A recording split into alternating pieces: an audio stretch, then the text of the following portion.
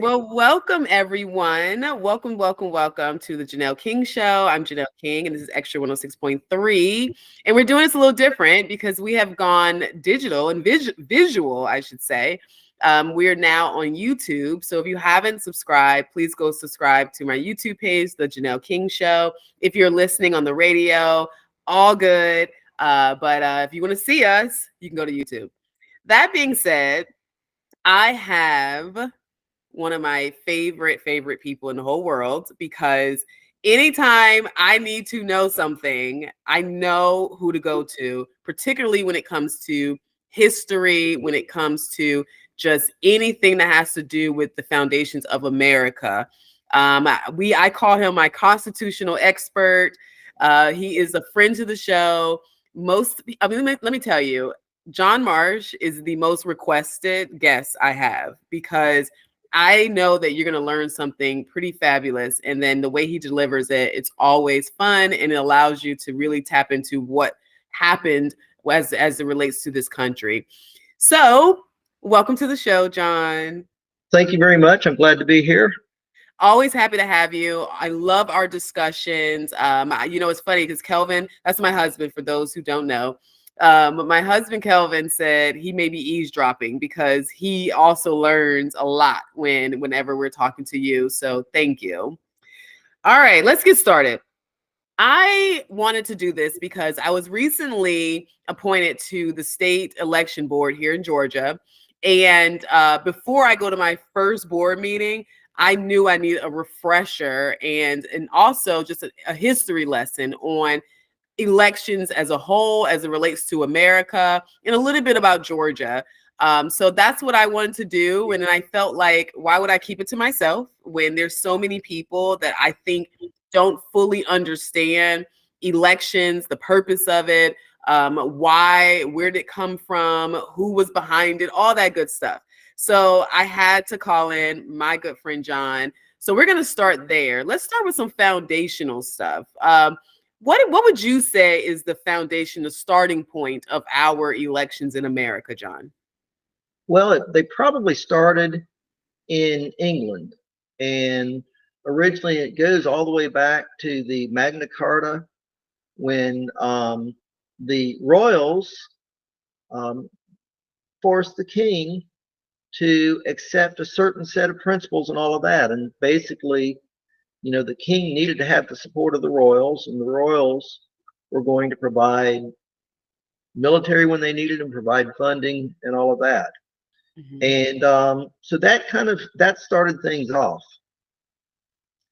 Then we get over here to the United States, and it established, Parliament and all of that. Magna Carta established Parliament and all of that. And so then we get over here to the United States, and we had elections here, but the elections were for the taxpayers.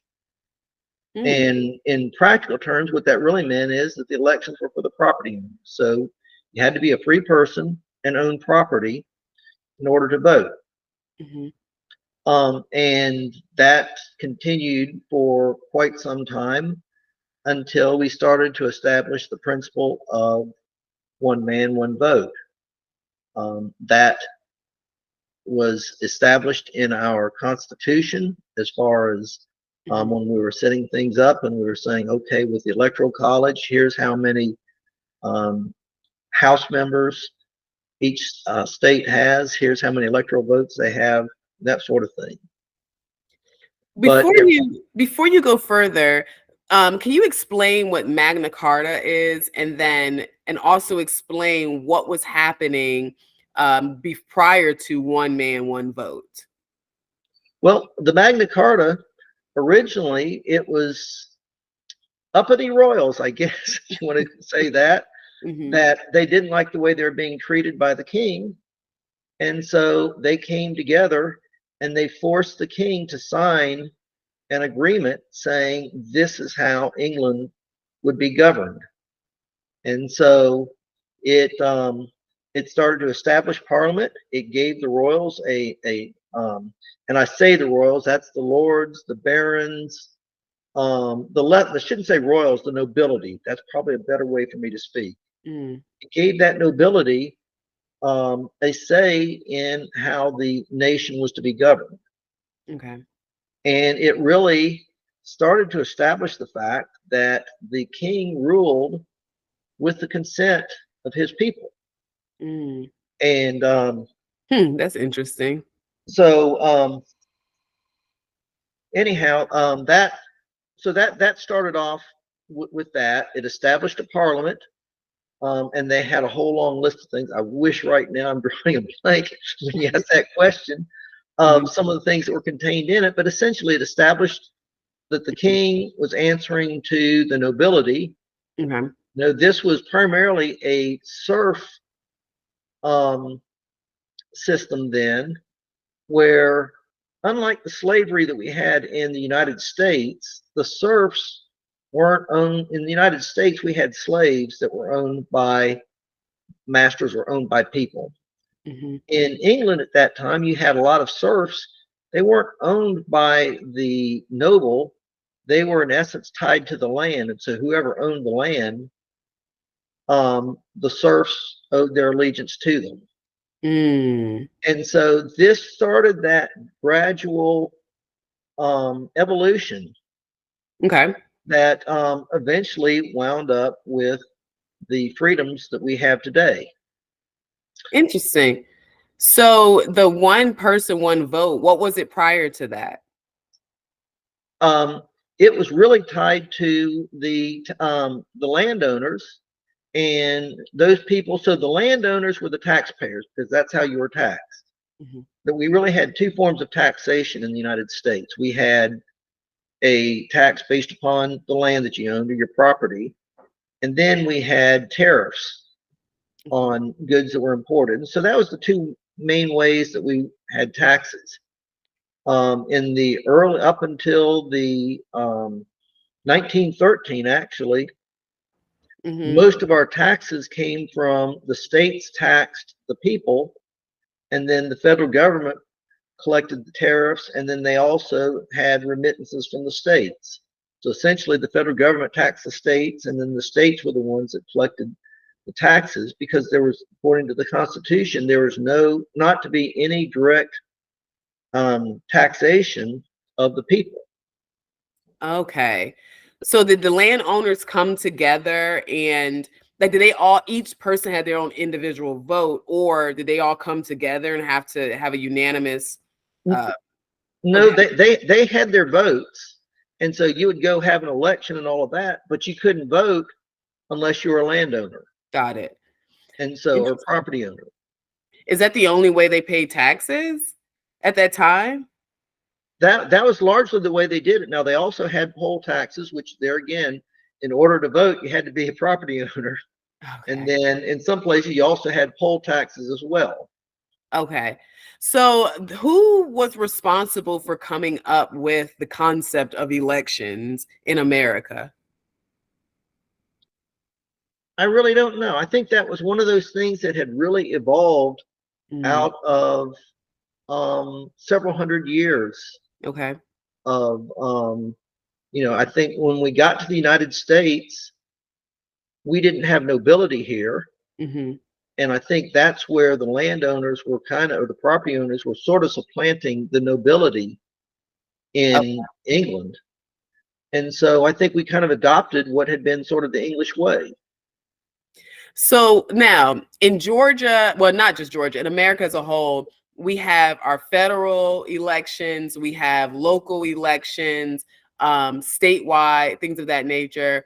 Was it all just federal in the start, or were colonies having their own elections as well? Or were there other areas or portions of the country that were holding elections outside of just federally? Well, it's actually the opposite. What you had was that you had, of course, your local elections, and then you had your statewide elections, which eventually came together. So each one of the states was its own nation.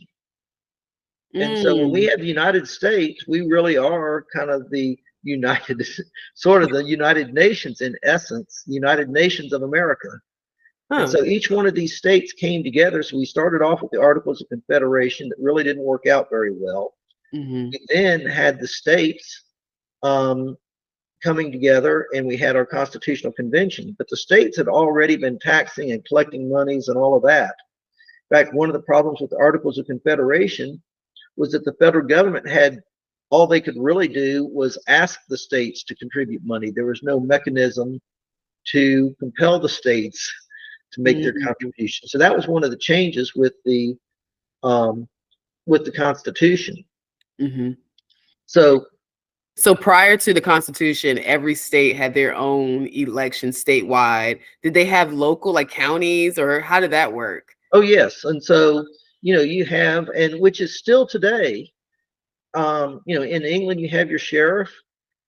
Here in the United States, we have the sheriffs in each of our counties, which is they are the highest law enforcement person in the county. As I recall from, I don't know, 8th or 9th grade civics or whatever it is, I think the only person that can arrest the sheriff in the county is the coroner. Is that still to this day? That was close to 50 years ago. I don't know if it's still true today, but I do remember that from many years ago. And of course, that was South Carolina, not Georgia. But anyhow, but yes, you were having your local elections for sheriff and for other councils and all of that. You then had, once the states were formed, you had your different houses and chambers. Some states were unicameral, some of them were bicameral. What does that mean? Can you explain that? Unicameral means you have one house. So a bicameral, you have a House and a Senate, which is what we have in Georgia. Bicameral is what we have for the federal government. We have the House and the Senate there. Some states simply have one body, and that's the unicameral system. Okay. Thank you so much for joining the show. Please remember to like, share, comment, and subscribe. And don't forget to hit that notification bell so you'll be notified every time I upload new content. Now back to the discussion.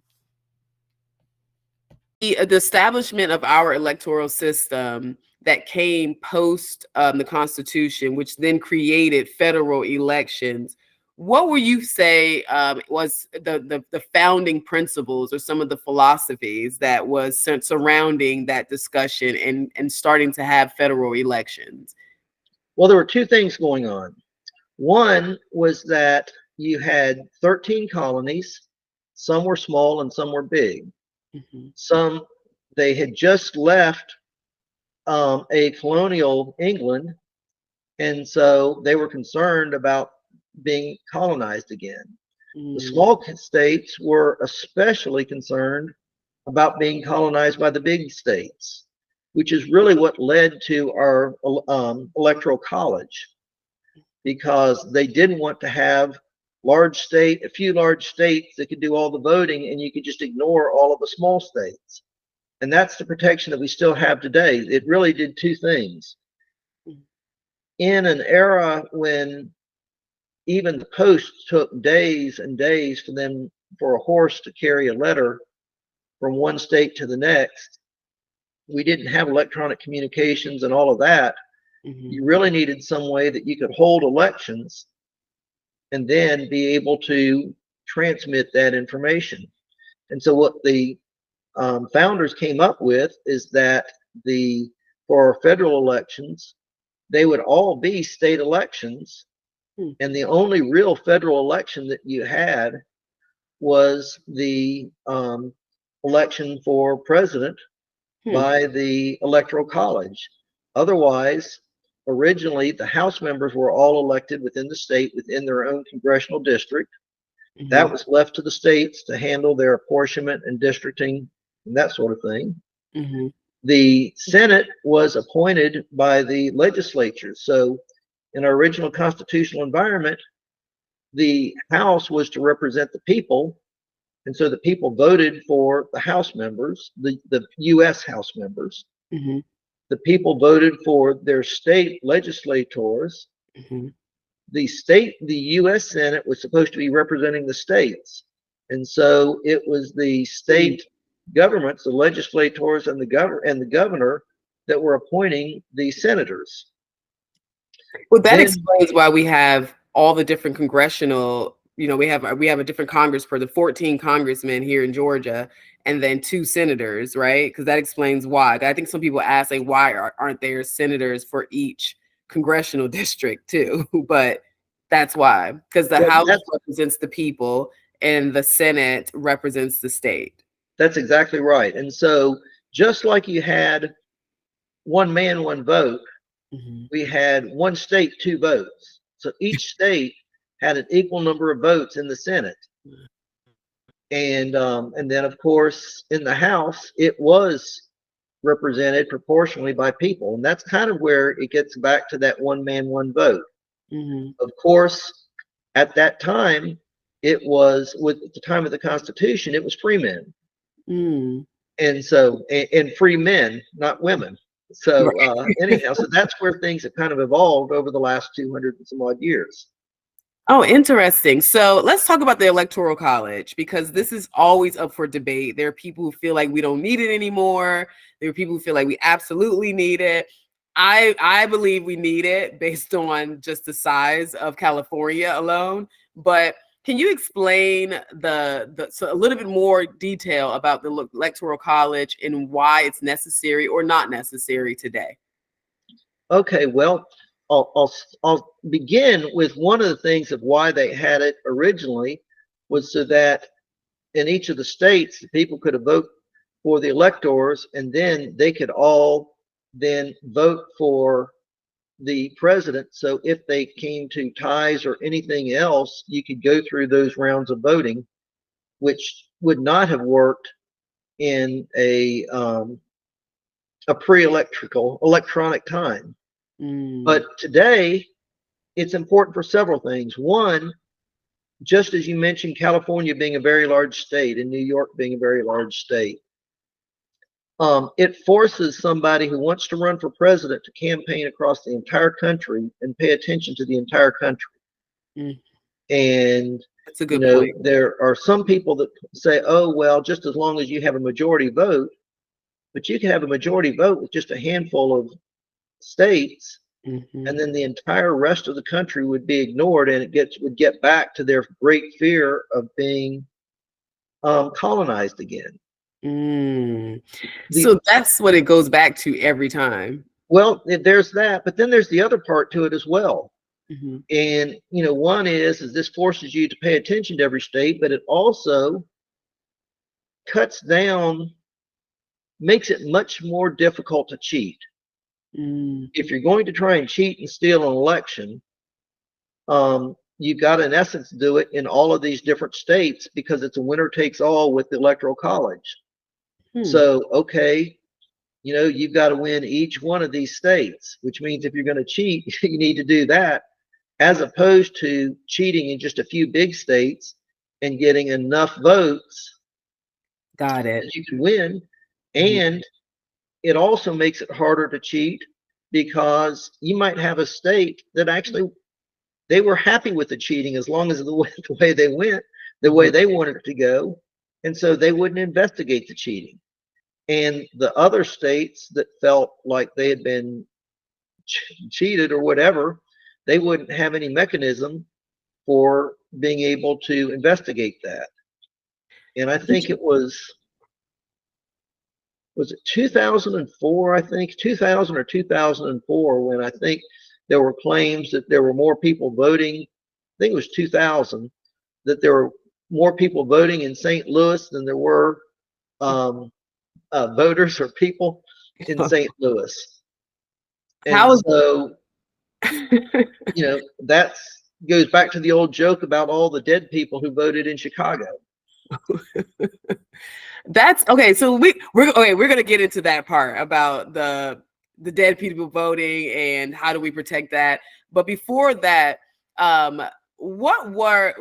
why do you think that, or let me ask you this, when it comes to the Electoral College, when it was first started, when did we first see the Electoral College come on the scene? Because at some point we didn't necessarily need it because there wasn't enough states, correct?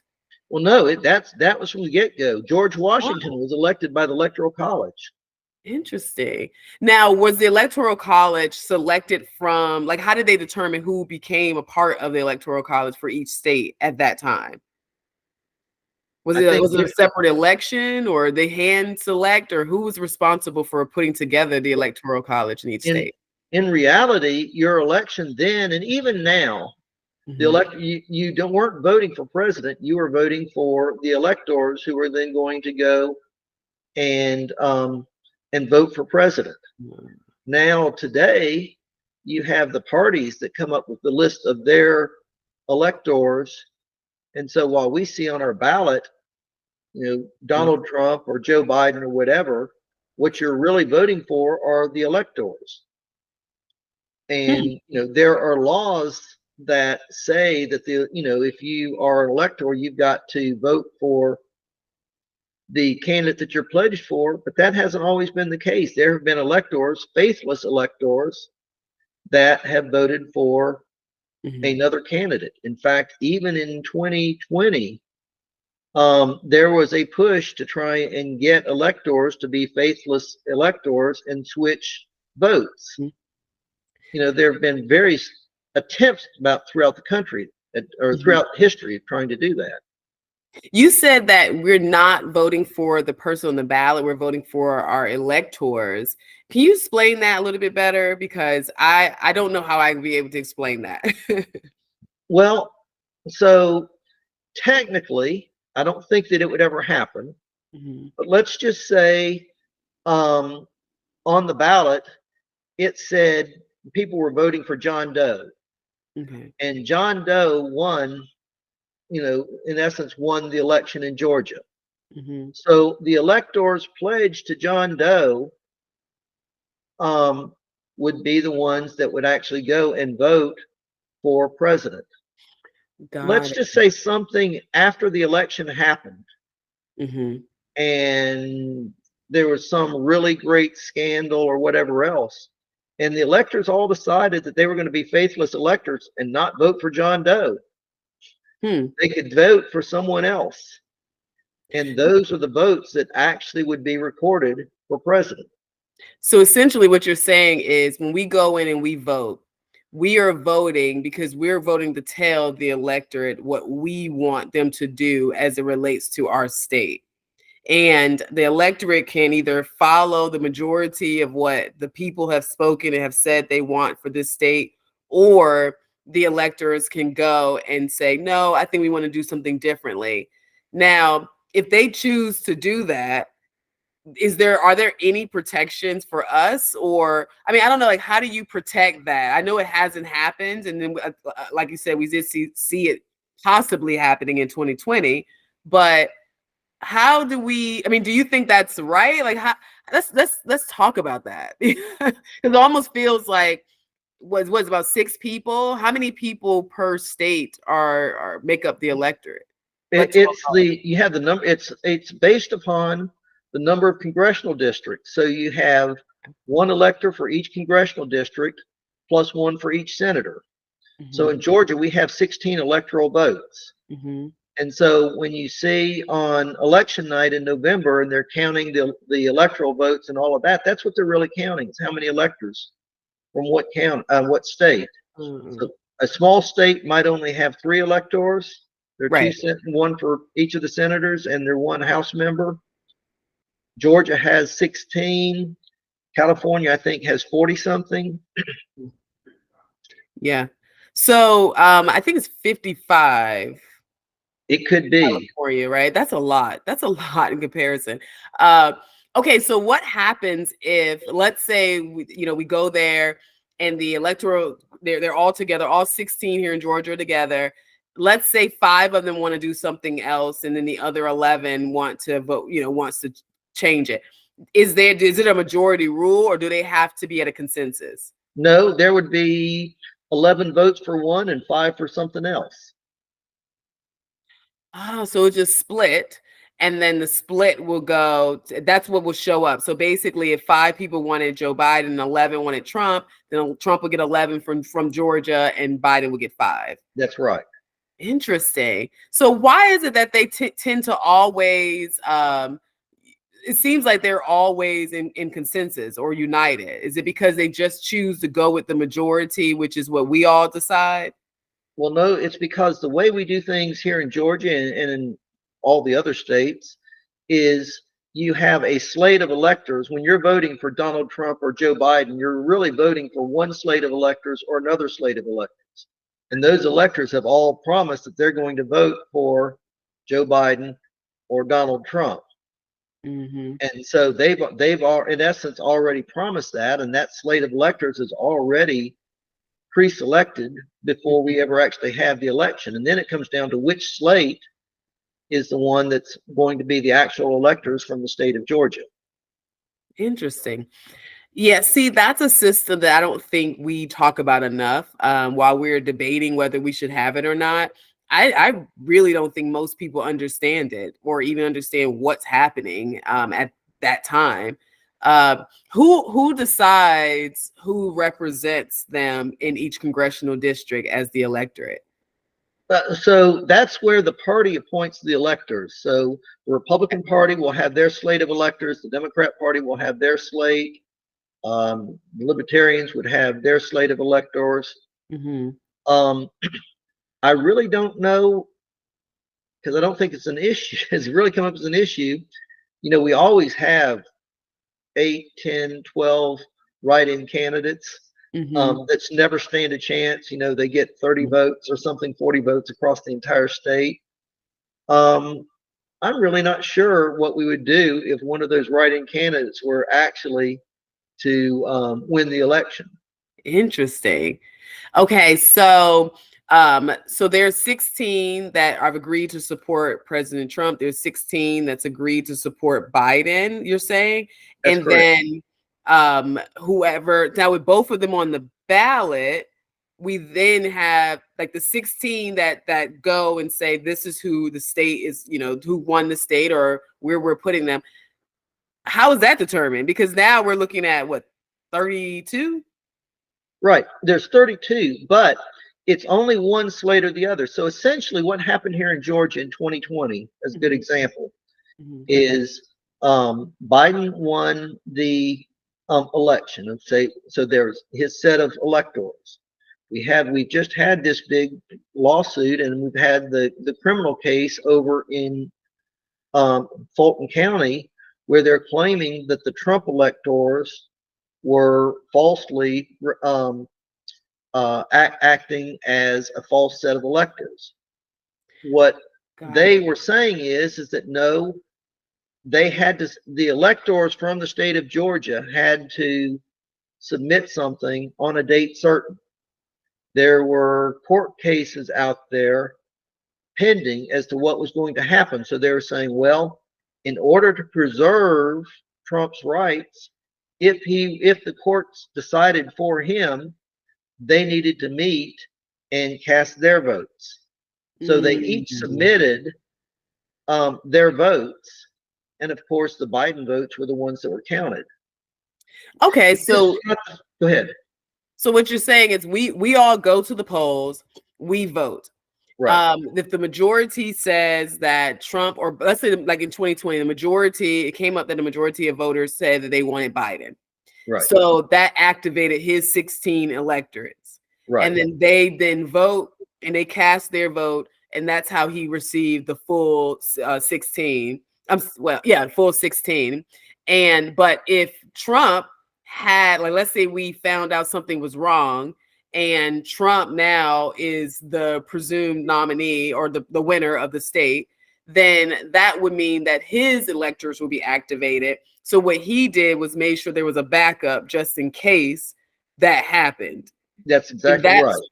But the problem, well, what they're saying is went wrong was that they sent in the paperwork as if they were the winning electors. Is that what? That's what the allegations are. Yes. That's the allegation. Okay, got it. And this is not the first time that this has happened. You know, this has happened in other states in the past. And so it's never come to a criminal case. Yeah. But it's happened in the past. Okay, that's a good understanding of the Electoral College. And But before we go, let's talk about, or before we go to the next subject, let's talk about the Georgia county unit system. You mentioned this to me earlier, and we felt like it would be great to talk about it while discussing the Electoral College. So for the state of Georgia, what is the Georgia county unit system, and what's the history on it? Are we still using it? But yeah. So that was in effect for about, I think, roughly 60 years or something like that. It ended by court order in, I believe it's 1962. But what it did is it divided. This had to do when basically Democrats ruled Georgia. And so really all of the elections were decided in the Democrat primaries. And so what it did is it said that they divided all the counties up into rural counties, which were small. You had towns, and then you had your large populous counties. So I think there were, I believe it was 8 large counties. Okay. You had, I think 11, is that right? What we call kind of town counties. And then you had the rest, there was 121 of them that were rural counties.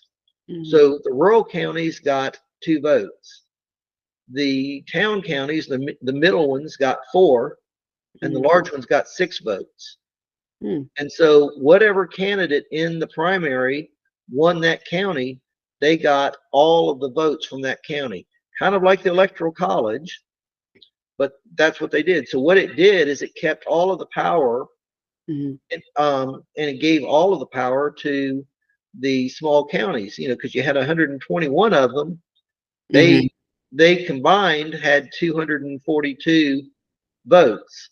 So the 8 large counties, I think it was, had 48 votes combined.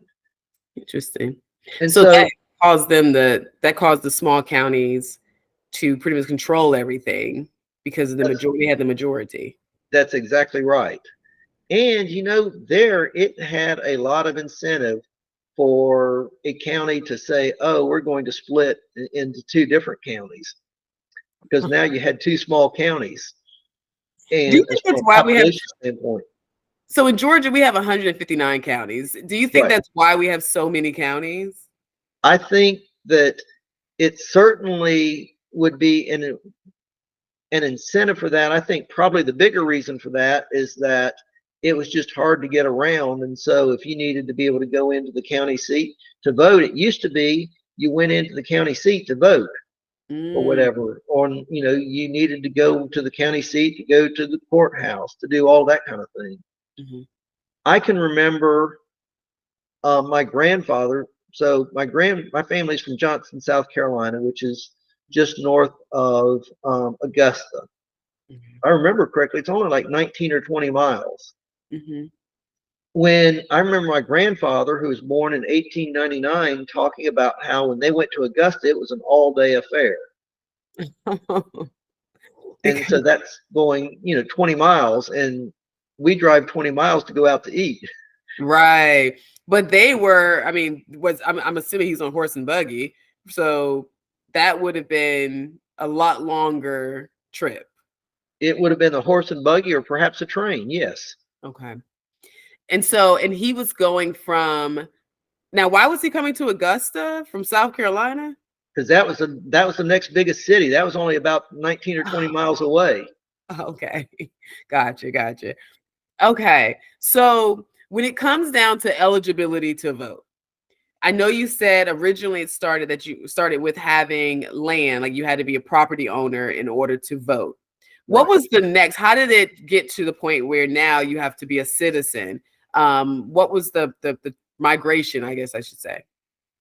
Well, so after we had the Constitutional Convention and we allocated votes based upon the population, and of course, then that's where you had the 3/5 issue for the slaves and all of that. Even though the slaves couldn't vote, the states were allocated representation based upon that. Okay. What you really started to have was I think a number of things all contributed to it. One was the industrialization. So 300 years ago, 90 some odd percent, almost 99% of the people were all farmers of one sort or another, or working on the farm or working in agriculture. That's what we had to have just to make, you have a few shopkeepers and that sort of thing, but we were primarily an agrarian society. Over time, we started industrializing, and you started having people that. Thank you so much for joining the show. Please remember to like, share, comment, and subscribe. And don't forget to hit that notification bell so you'll be notified every time I upload new content. Now back to the discussion. Were no longer farmers. They were building factories, and it started off with textiles coming over here from England and all of that, and then going and so on and so forth.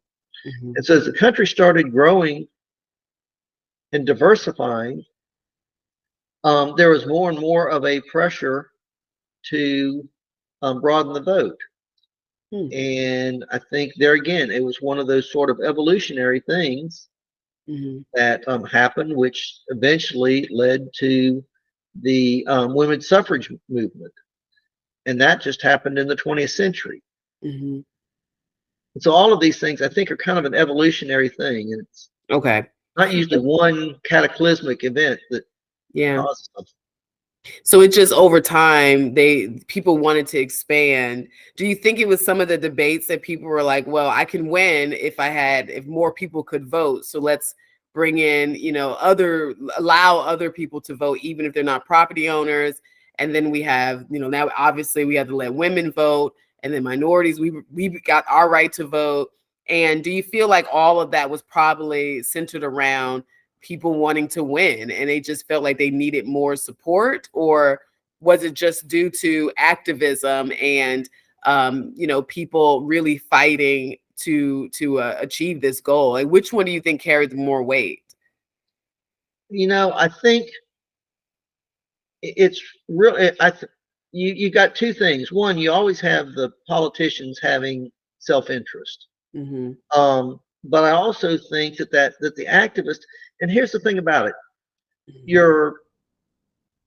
everything is not all one way or the other. And so one of the advantages to having only the taxpayers voting is that they're going to not be inclined to have a large government because they have to pay for it.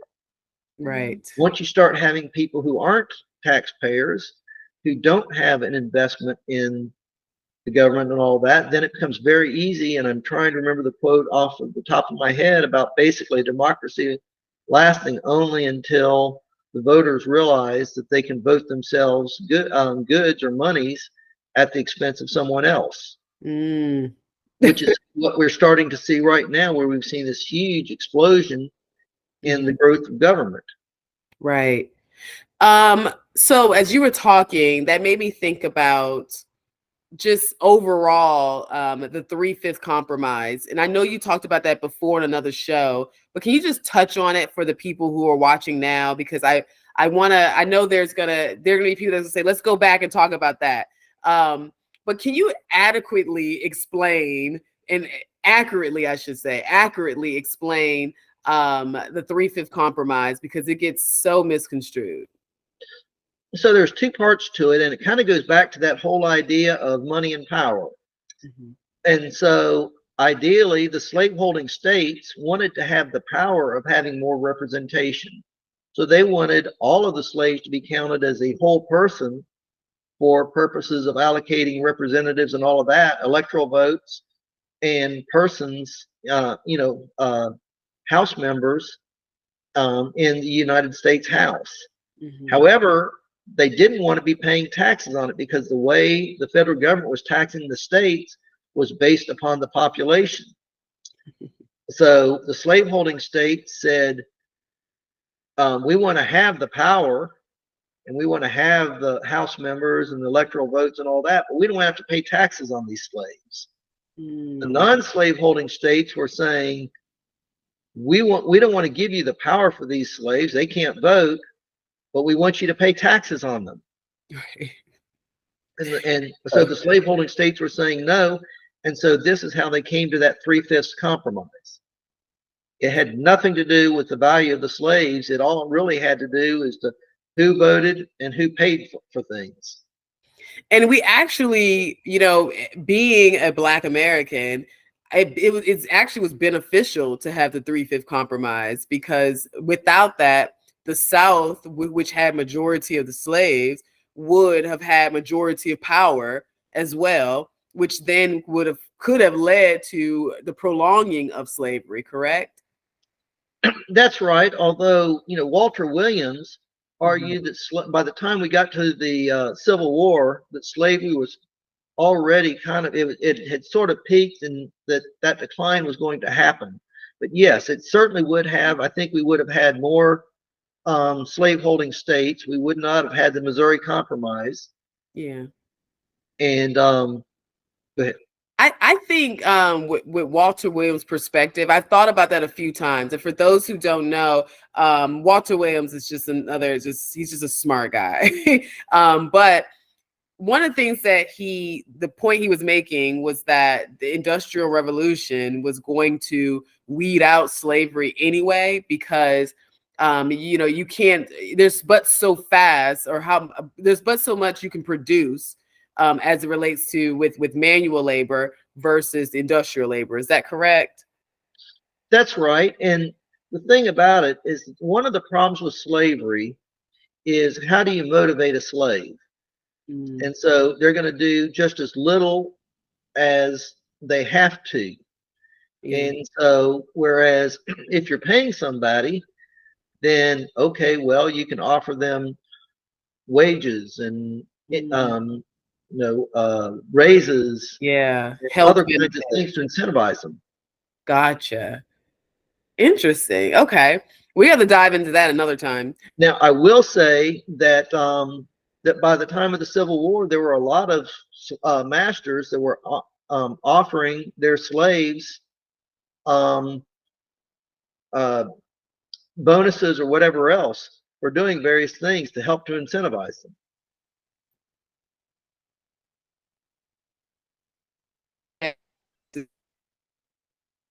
Okay, I think right now you're frozen on my screen, and I just heard a couple little clicks, and that was about it.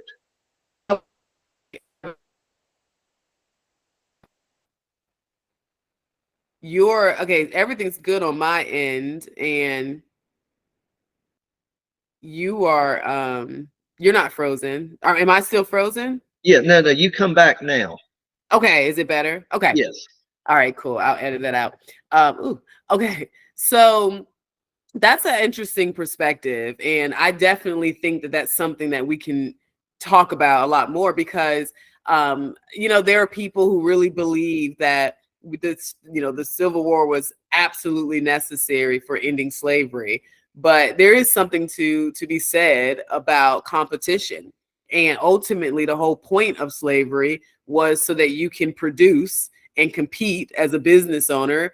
And if you are lagging behind because you have people who are not motivated, because you're pretty much forcing them to work rather than incentivizing.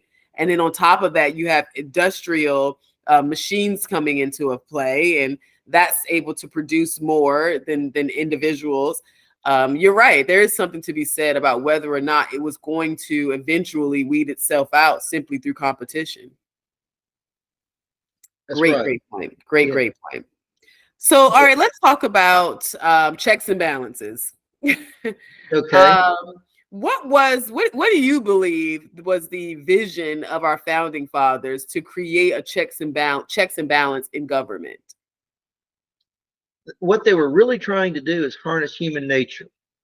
And so they didn't want to have a strong king or a strong anything. They wanted to have at the federal level, they wanted to have an executive branch that was going to administer the laws, but they wanted to limit. Thank you so much for joining the show. Please remember to like, share, comment, and subscribe. And don't forget to hit that notification bell so you'll be notified every time I upload new content. Now back to the discussion. their powers. And so they also wanted to have, by the same way, within the legislative branch, they wanted to have the people's house, but they also wanted to have the states represented so that no one group could kind of run away. The idea was that in the people's house that you could get these fevers or waves of sentiment or whatever else that's going through there, and the Senate was supposed to be sort of a check on that and a more deliberative body. So those were sort of checks and balances there. You had the people's house that was directly elected by the people. You had the administrative or the president of the executive branch, which was indirectly elected by the people. And then you had the Senate that was elected by the state legislators or the state government themselves. Got it. And so each one of these had a different interest. And so their whole idea with it is each person or group of people looking out for their own interest would keep the other group or groups from obtaining too much power. So, how did it, or when did it switch when it comes to our senators? Because right now, I mean, it seems like the people are electing our senators today. That's right. 1916.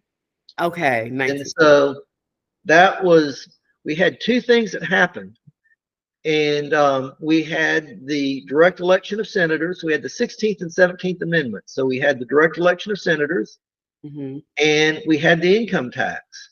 And so what that allowed was it allowed people to be directly taxed by the federal government.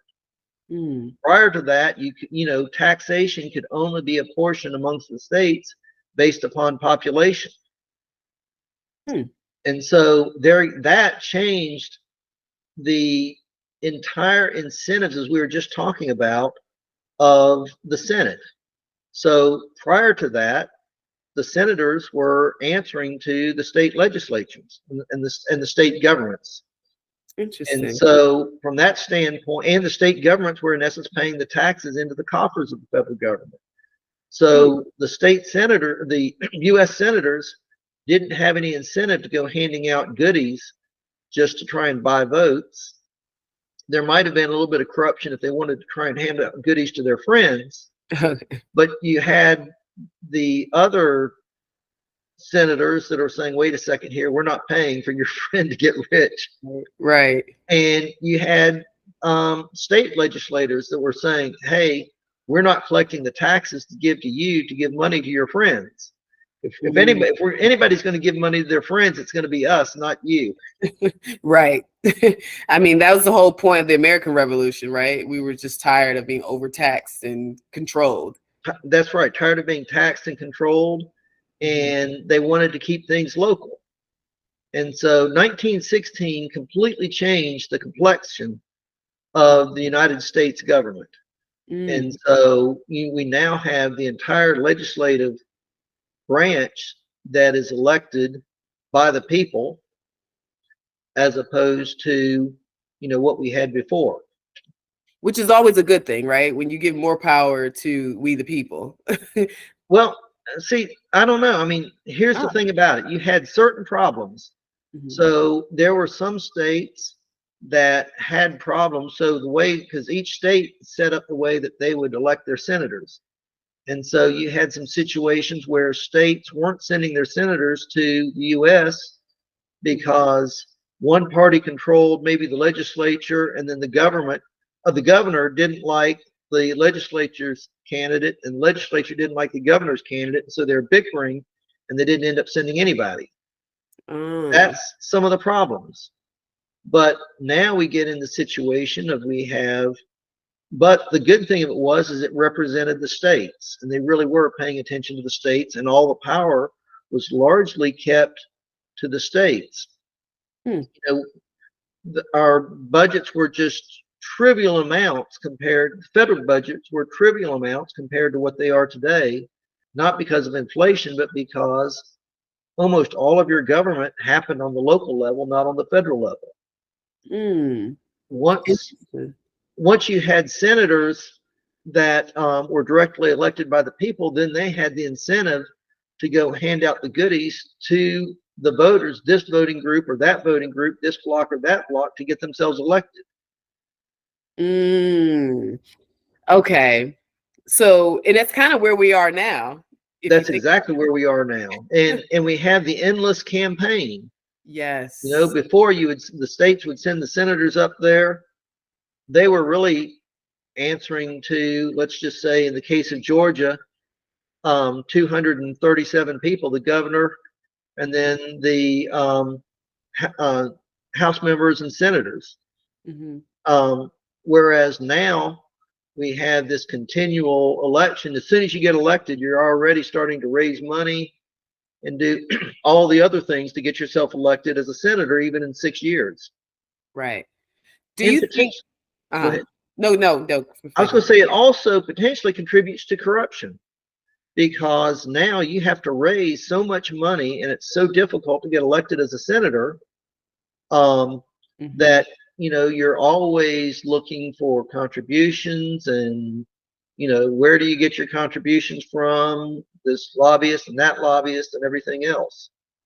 Was lobbying a part of, or what did lobbying look like during the time of our founding fathers? Because I know we all have a right to lobby the government, but I thought it was supposed to be us as individuals, but now we have so many entities. But yeah, what did it look like then? Well, even then, you would send, you may send a representative to go represent you. I mean, just as we send ambassadors to another country to represent us, even then, it wasn't as professionalized as it is today. Part of the reason why it wasn't as professionalized is because your government was all local.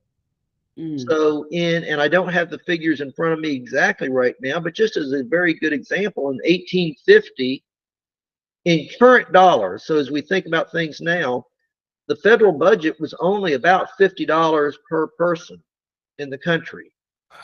Wow. And so if the federal government's only got that much, there's not that much money to go lobbying for. And there's not that much power and all of that. So then the lobbying would take place in the states. And it's easier to go to your state capital than it is to go to Washington.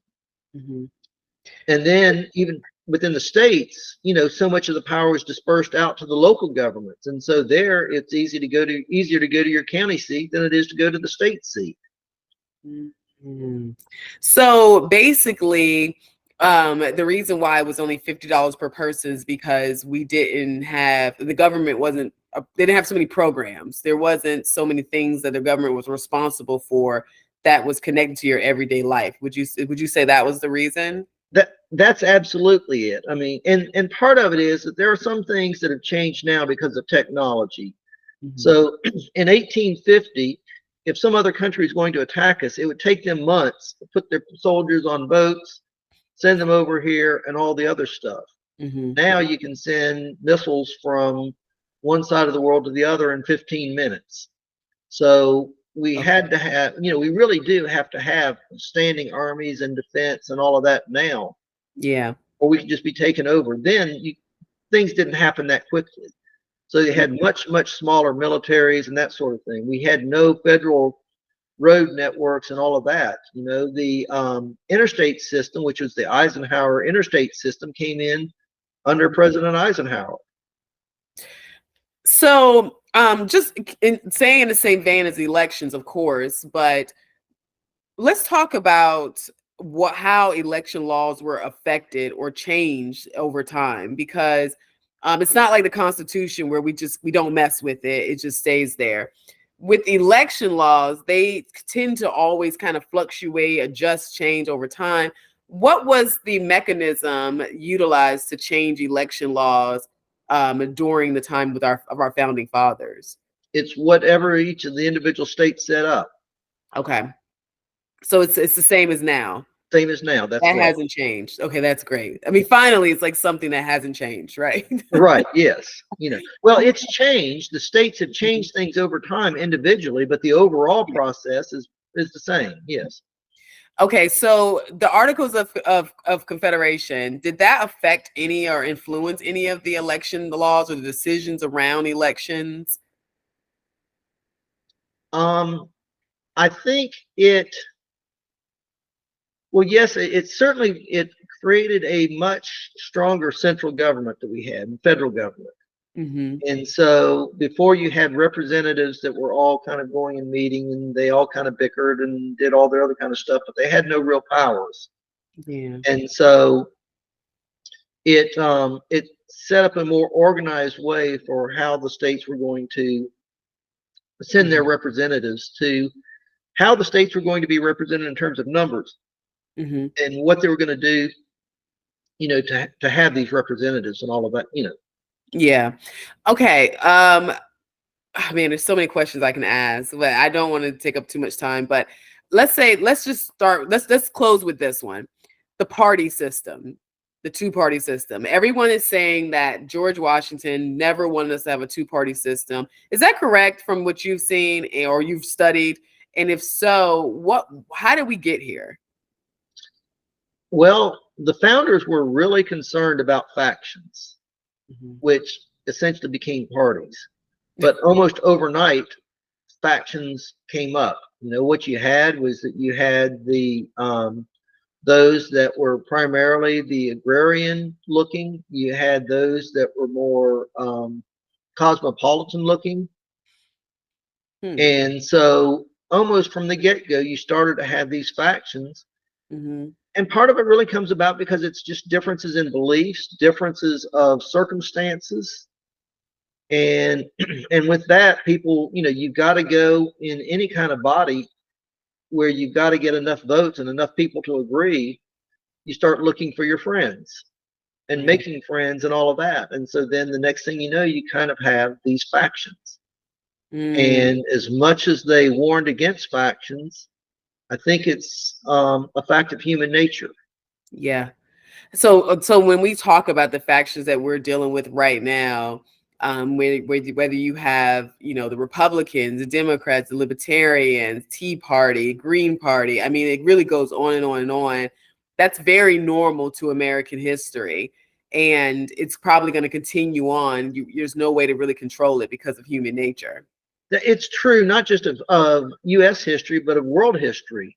I think it's just core to us as people.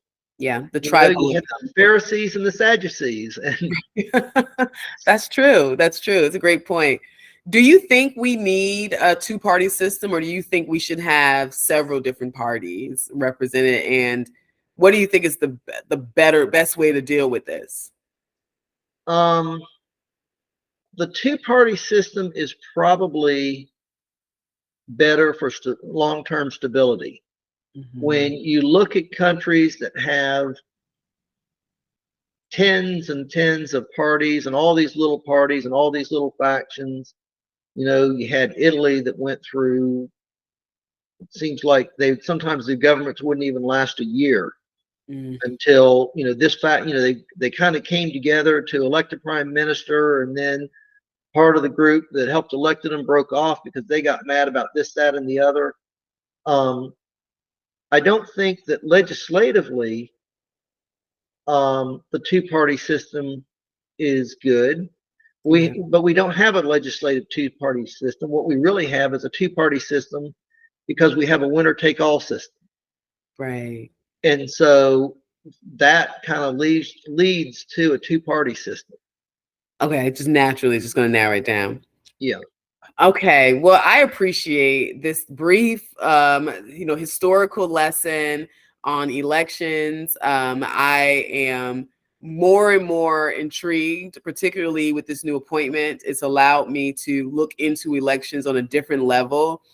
Just wanting to make sure I understand why things were put in place, because I think when you know that, then you can make the right decisions, because oftentimes we forget that our founding fathers dealt with some of the same stuff that we're dealing with right now, and they already know what works and what doesn't work. And so, while it's always room for innovation, we can't lose sight of the foundation of our elections, because then we're going to be in trouble. Correct? That's right.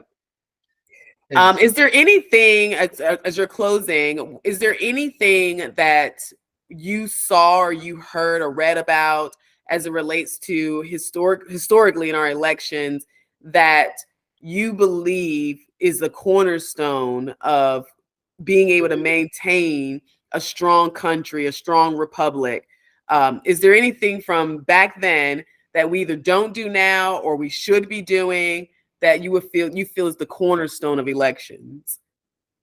One of the things, and you kind of have to be careful to not be misunderstood, but at least initially when you had property owners that were the ones voting, they had a vested interest in the country.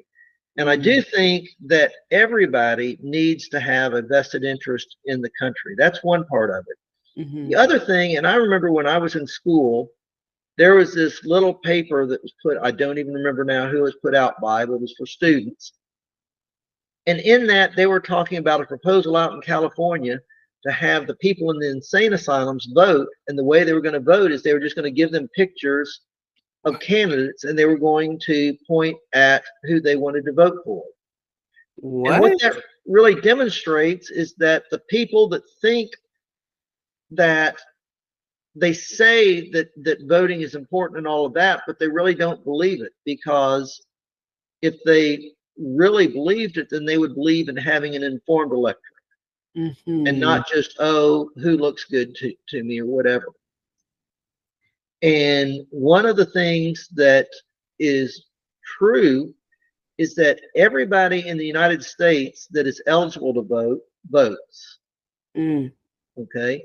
And they may not go and cast a ballot, but they voted, because your vote may be whatever y'all say is fine with me, but that's a vote. Yeah. And so you have some people that they don't know anything about the candidates and all of that. And so they are really just saying, I'm not going to vote because whatever y'all do is fine with me.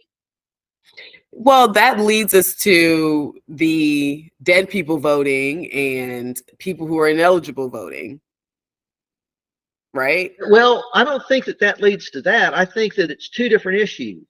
I think one is an uneducated voter, that in some cases you have uneducated voters that they go into the voting booth and they basically play eeny, meeny, miny, mo.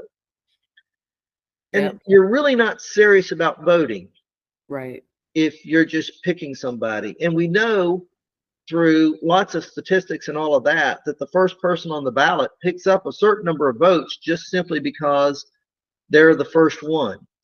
Wow. And so that's picking up votes from people that, well, I don't know anything, so I'm just going to pick the first one. And so, you really do want to have informed and educated voters.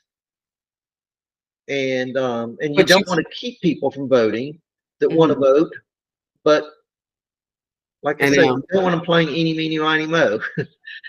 I feel the same way. I think that's like the biggest challenge. And right now I feel more of a pull than ever to stress the importance of we the people being we the people, and vetting candidates, doing your research, understanding why you're voting for this person, why, this particular individual, or how this particular individual is going to affect your life. You need to know those things, because if you don't, then you're making a decision that could harm you and harm your family, and you just don't see it. And I just think we're so far removed, and I guess that goes back to having investment in the country.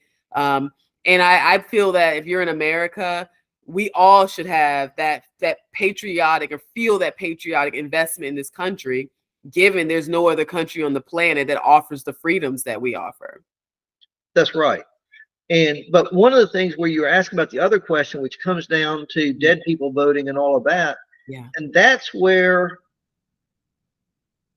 when you get a powerful government, then you have the incentive to use that power to advantage or disadvantage a person or group of people one way or the other. And so that's when, if you have a very, very small and weak government, nobody really particularly cares about that because it's not going to have such a big effect.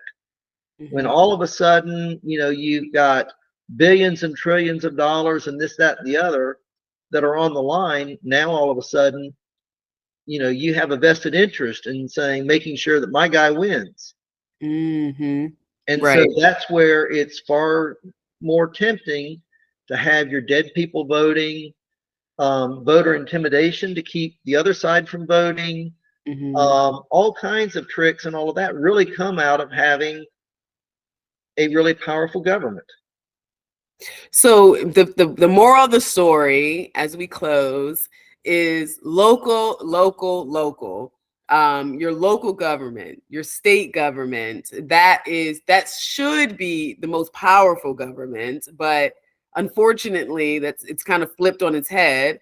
And now we're in a situation where we have people who only vote federally, which is so bizarre. That's right. And that's dangerous because ultimately your local elections affect you a lot more than the federal, because even if a policy is passed on the federal level, it still comes back to the state. Well, I mean, you have some things that are enforced on a federal level.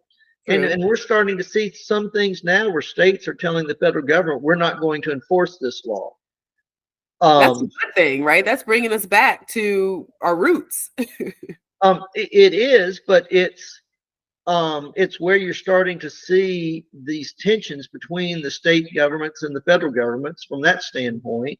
But then you have the federal government now because, and really I think it goes back to earlier where we were talking about the senators and all of that, where now they have all the block grants and everything else. And now the federal governments are telling the local governments what to do because we're giving you $35 million for this. Well, you've got to jump through these hoops in order to get your 35 million. Okay. Or you've got to do this or do that. And so whenever you're dangling that money in front of somebody, some group or whatever else, they have to jump to whoever is dangling that money. Oh man, that could start a whole other show. Right. Well, thank you, John, so much. I so appreciate you. I appreciate all the information you've given me. I feel like I can educate. I can go into these conversations more educated because I know the history of things, and so I will totally be contacting you more. I'll reach out to you anytime because I really want to make sure that not just myself, but I really want to make sure that people understand the history of America. I think that will lead to an increase of patriotism, particularly where we're losing it. So thank you so much. Well, thank you for having me.